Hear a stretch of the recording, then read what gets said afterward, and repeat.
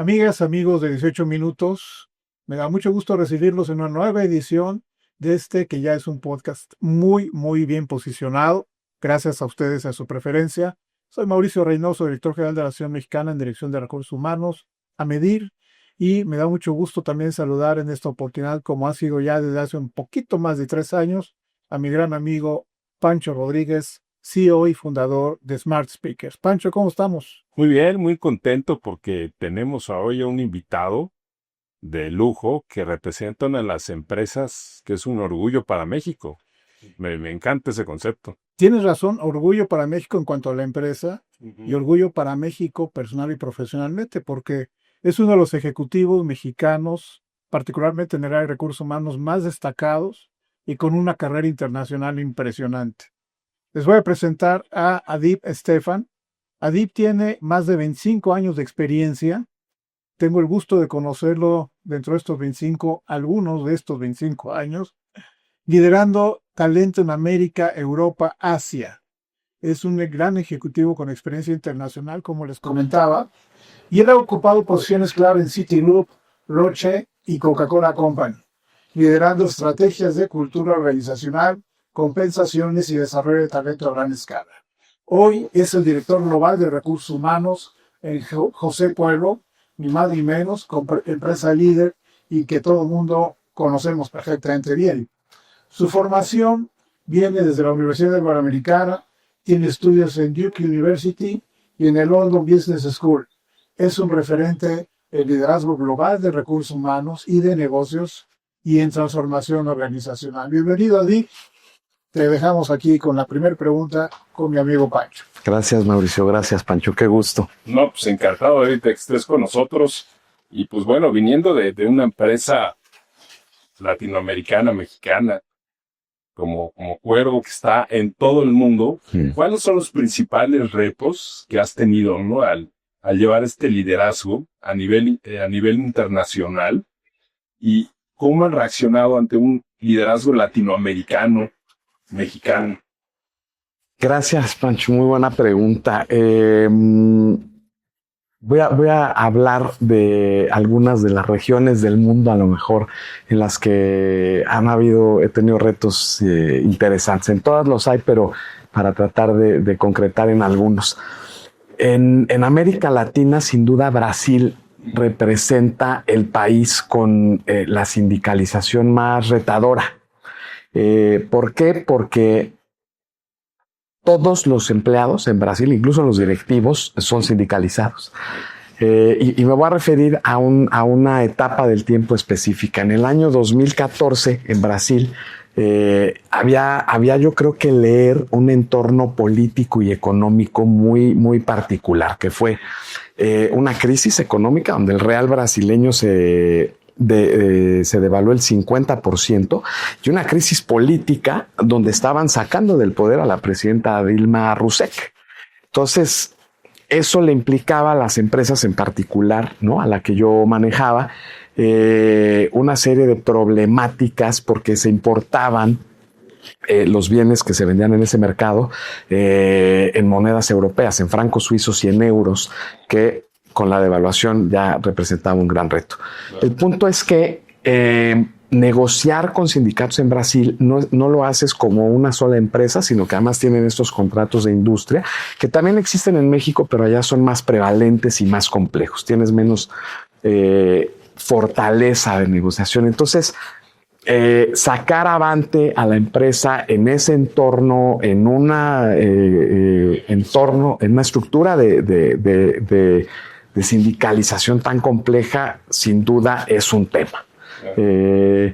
Tal vez en Europa hubo épocas cuando me tocó trabajar allá en donde la digitalización de las empresas estaba arrancando y lanzamiento de productos, ¿no?, con plataformas digitales que eran súper novedosas, en donde la capacidad y ritmo de adopción tanto de la población interna de la empresa como del mercado eran inciertos. Fueron retos interesantes y sin duda cierro platicando uno muy breve. En Asia me tocó en China mover un centro global de programación o de programadores de inteligencia artificial. Hubo que desmembrarlo, mandar una parte para la India, otra parte para Filipinas, pero el gran reto es que en China la figura legal del despido no existe. No existe. Tú no puedes despedir a alguien. Entonces, negociar con el gobierno chino, sin duda, es un reto apasionante porque tú te tienes que mover a otro lado para poder negociar. Así para algunos de los temas. ¿No? Y nos llevas ahora sí en un viaje profesional por diferentes circunstancias. Siempre me he preguntado, tú que has estado en Asia Pacífico, Latinoamérica, Europa, muy concretamente empezaste en México, ¿notas algunas diferencias en cuanto a la gestión de recursos humanos, los enfoques? Muy claro lo que nos comentas de China. Ahí no puedes despedir a nadie. Pero en general, lo que tradicionalmente manejamos de talent management, gestión de talento, desarrollo de líderes, C-level, en fin, ¿hay diferencias? Sí, Mau. Por ejemplo, en Europa, sobre todo en Europa del Este, todas las prácticas de calidad de vida para los colaboradores son las más avanzadas del mundo. En países como Eslovaquia o como Rusia, las licencias por maternidad voy a mencionar un par de características muy interesantes. Duraciones de entre 1 y 2 años. En algunos casos, por ejemplo en Eslovaquia, la puedes compartir, es decir, el primer año puede decidir tomarlo la madre y el segundo el padre, aunque trabajen en distintas empresas y la empresa tiene la obligación de guardar el puesto de trabajo, ¿no? Y además de remunerar durante ese año. Algunos países remuneras el primer año y el segundo puede ser con una disminución de la remuneración o sin remuneración, pero con garantía de retorno. Lo que quiero decir con eso, contestando específicamente a tu pregunta, es que te obliga a hacer tu planeación de talento de manera distinta, porque puedes tener directivas o directivos que se te van a ir un año y tienes que tener a alguien listo para ocupar una posición directiva cuando eso pase. Esa es una muy interesante.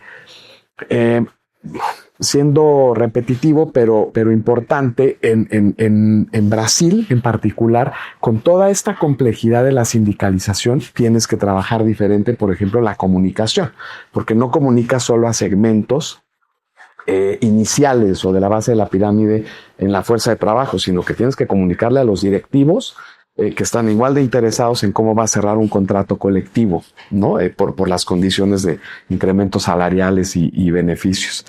Y en Asia no es solo China, por ejemplo en Japón, en Corea del Sur, por mencionar un par de países con economías muy potentes y empresas muy potentes, tampoco existe la figura del despido.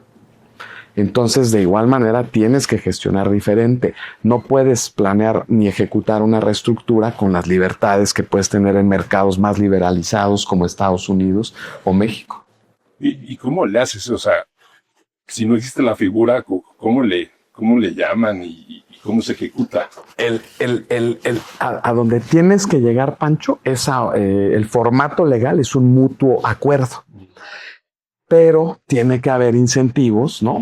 Para que una persona le interese irse. Además, por ejemplo, en Corea del Sur, el empleo socialmente es algo tan valioso como el nombre de la familia, por ejemplo. Entonces, es muy difícil que negocies con una persona, ¿no? Sin cualquier tipo de cambio, ¿no? Porque obviamente no solo hay que hablar de despido. Entonces, tiene retos, hay que moverse de mentalidad. No es el poco como, fírmame tu renuncia, ¿no? Aquí te... No, correcto, eso no se puede hacer. Sí. Sí, no. Y tienes una gran experiencia global, mi estimado. Y he escuchado mucho de qué se requiere hoy para ser exitoso. Yo te preguntaría, así como has tenido esa trayectoria, esa carrera, obviamente hay muchos éxitos que has venido sumando durante tu carrera, trayectoria. ¿Cuáles dirías que son las principales características que hoy a las que debemos ponerle atención y desarrollar para ese éxito, ya sea como profesionales, líderes de recursos humanos o como gestores de talento, cualquier líder, un CFO, CMO, etc.? Primero, gracias, Mau, por tus amables palabras. A ver, yo creo que siempre regresa uno a los básicos. Hay cosas que independientemente de las épocas siempre hay que hacer, ¿no? Creo que temas de visión estratégica, de facilitarles la integración y la buena ejecución a los equipos, son fundamentales que todos tenemos que tener en cualquier área en donde estés manejando negocios, ¿no? Grandes. Voy a decir una obviedad. La inteligencia artificial es algo que tienes que entender y sobre todo tienes que ser capaz, yo creo, de traducir en aplicaciones prácticas que potencien la capacidad de la gente. Pero la parte más importante, y qué bonita época vamos a vivir en las organizaciones en los próximos 30 o 40 años, ahora sí será la conexión humana. Porque hoy puedes hacer muchas cosas sin un equipo de personas. Literalmente la inteligencia artificial te puede hacer muchas cosas. Pero la interacción humana, la conexión, ¿no? Y el toque que eso le da a una organización, ¿no? La pasión, la sensibilidad, no la puedes sustituir y esa va a ser la más importante, yo creo. Conexión humana. Claro. Y ahorita que hablabas del tema de inteligencia artificial, ¿qué ejemplos te ha tocado vivir así padres de aplicación de inteligencia artificial que nos puedas compartir? Les cuento uno recién salido del horno. Esta semana, déjenme empezar por otros dos que ya tenemos ya usamos en Cuervo. A inicios de este año habilitamos un agente de inteligencia artificial en el lanzamiento del proceso de gestión del desempeño y le pedimos que asumiera el rol de un consultor en desarrollo organizacional con 20 años de experiencia para ayudarle a la gente a redactar sus objetivos bajo la metodología SMART. La alimentamos, obviamente, con los objetivos de las grandes funciones, de las áreas comerciales, de finanzas, legal, recursos humanos. Y fue un ejercicio primero que la gente disfrutó. Le perdió el miedo. Está padre. Y una afinación de lo que nosotros como recursos humanos del sistema extraíamos en donde dijimos son objetivos mucho mejor redactados. Entonces creemos que le va a ayudar a la gente a enfocar mejor su esfuerzo y su energía y a producir mejor resultados. Eso es como su consultor de cabecera. ¿Será? Sí. Literal. 20 años de experiencia. Sí. Pero me encanta, eso puede aplicar para todo, ¿no? Entonces, esta semana, Pancho, se le ocurrió al equipo habilitar ese agente en nuestra plataforma de aprendizaje y desarrollo. Y entonces le pedimos de igual manera que se volviera un experto en aprendizaje y desarrollo con 25 años de experiencia. Ya con más experiencia, no te da 20. Le subimos. Y experto en desarrollo de líderes. Y entonces les pedimos a los líderes y les dimos el input de sus necesidades de desarrollo que provienen de los ejercicios de retroalimentación que hacemos, que le pidieran a la gente de inteligencia artificial un plan de desarrollo y que además ese plan de desarrollo el agente le dé seguimiento, que es lo que siempre falla en los procesos de desarrollo. La gente dice, no tengo tiempo para sentarme y dar seguimiento. Entonces vamos a liberar esa funcionalidad en las próximas semanas y de manera general le acercamos a la gente en lo puedo decir abiertamente porque es público, en una sociedad con Google, un agente de inteligencia artificial con usos más generales como análisis de documentos, integración de documentos y presentaciones, que el motor de inteligencia artificial es la marca de Google, pero nosotros internamente le llamamos Cuervo AI. No cabe duda que la inteligencia artificial viene a ayudarnos a ser más eficientes, más productivos, tener mejor uso de nuestro tiempo, no hay duda.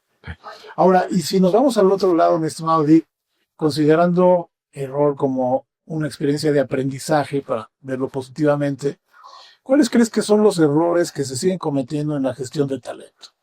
A nivel global, a nivel México, como lo quieras ubicar. ¿Qué debemos hacer diferente? Yo creo que las áreas de recursos humanos y de talento debemos de no solo de definir las metodologías y los procesos, ¿no?, más eficientes y más efectivos para que las empresas potencien todo el talento de la gente, pero además debemos ser capaces de enseñarle a los líderes el valor de ejecutar esos procesos, ¿no? Creo que a veces tenemos esta discusión interna en las áreas de recursos humanos entre imponer la ejecución de un proceso, y yo siempre le digo a mis equipos, cuando tú impones algo, ya el de enfrente ya no vio el valor. Sí. Entonces mejor encarguémonos de que vean el valor. Dicho eso, creo que también hay que entrenar y desarrollar a los líderes para que sepan identificar mejor el talento, qué características específicas del talento buscas, cómo ese talento debe conectar con, primero, tu estrategia como empresa, y luego el entorno en el que vive una empresa. Hace rato hablábamos de un caso de entorno económico y político que modificó el rumbo en las empresas y de industrias completas. Ser capaces de hacer eso y de ayudarle a los líderes a que lo hagan, y me parece que redundaría en un entendimiento del valor y por lo tanto una dedicación de tiempo y energía en donde no pase esto, que es que no tengo tiempo para sentarme con alguien de mi equipo y ayudarle a aprender y a desarrollarse. Creo que.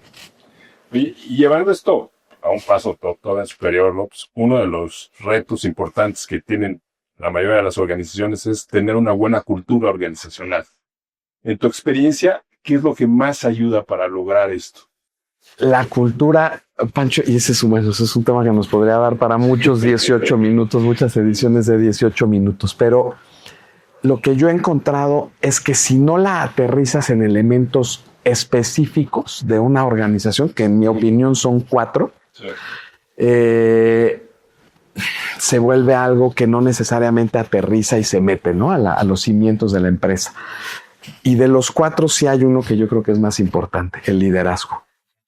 Los líderes de arriba e intermedios en una organización son, me parece, el vehículo más importante y efectivo o inefectivo para llevar valores y comportamientos, ¿no?, de ejecución de trabajo en una organización. El segundo, muy importante, es todos los componentes de una estrategia de engagement, o sea, lo que hace que la gente se conecte, se apasione por la empresa, forman cultura. La manera en que tú le informas, le comunicas a la gente, le pagas, la desarrollas y que la gente vea el valor tangiblemente. La manera en que diseñas el entorno físico de trabajo, eso conectado con cómo los líderes se ponen al frente de las organizaciones, hace para mí los 2 componentes, creo yo, más importante. El resto podríamos hablar, ¿no?, del workplace o del lugar de trabajo y de algunas otras cosas, pero para mí son los 2 vehículos más importantes. Y echándote un paso hacia atrás, lo que creo que hay que hacer es sí tener bien claros cuáles son los valores de tu organización. En el caso nuestro, es una organización de más de 250 años de existencia. Es más vieja que México. La organización no existía en México cuando Cuervo ya era Cuervo, ya estaba produciendo el vino mezcal. En la Nueva España. Sí, claro. Hay que asegurarnos de que esos valores se transmitan, ¿no? Y después de que las competencias o comportamientos de liderazgo los aterricen, los metan y los transmitan a la organización y al mercado. Estamos llegando ya al cierre de los 18 minutos, así que te quiero preguntar algo para los CEOs nada más. Tú has trabajado con muchísimos CEOs. Si uno de ellos llega y te dice, quiero transformar mi organización, pero a partir del talento, ¿cuál sería el primer paso que tú le vas a pedir que haga? Que definamos muy claramente qué queremos transformar, que nos concentremos porque no puedes transformar todo, y que le demos el tiempo suficiente de transformación a la organización para que al primer grupo que alineemos a esa intención de transformación sea a los líderes de más alto nivel. Yo creo que haciendo esas 4 cosas se puede transformar. Y esa es la voz de la experiencia, porque yo sé que Adib ha sido líder y ha sido un gran partner de equipos de liderazgo en procesos de transformación muy importantes en grandes organizaciones. Muchísimas gracias, Adib, por estos 18 minutos que nos han enriquecido, se fueron como agua, tanto que nos puedes compartir después de tanta experiencia global. Pero ya habrá otra oportunidad de seguir platicando, si te parece. Por ahora nos despedimos. Pancho, Pues síganos, por favor. Estamos en Spotify, YouTube, en las redes en general. Pues un gusto que nos hayas acompañado. Gracias, Pancho. Gracias, Mau. Qué gracias gusto. a El ti, gusto es mío. gracias, Pancho. Y nos vemos en la próxima edición de 18 minutos. Recuerden darle like en cualquiera de las plataformas en que nos estén viendo. Hasta luego.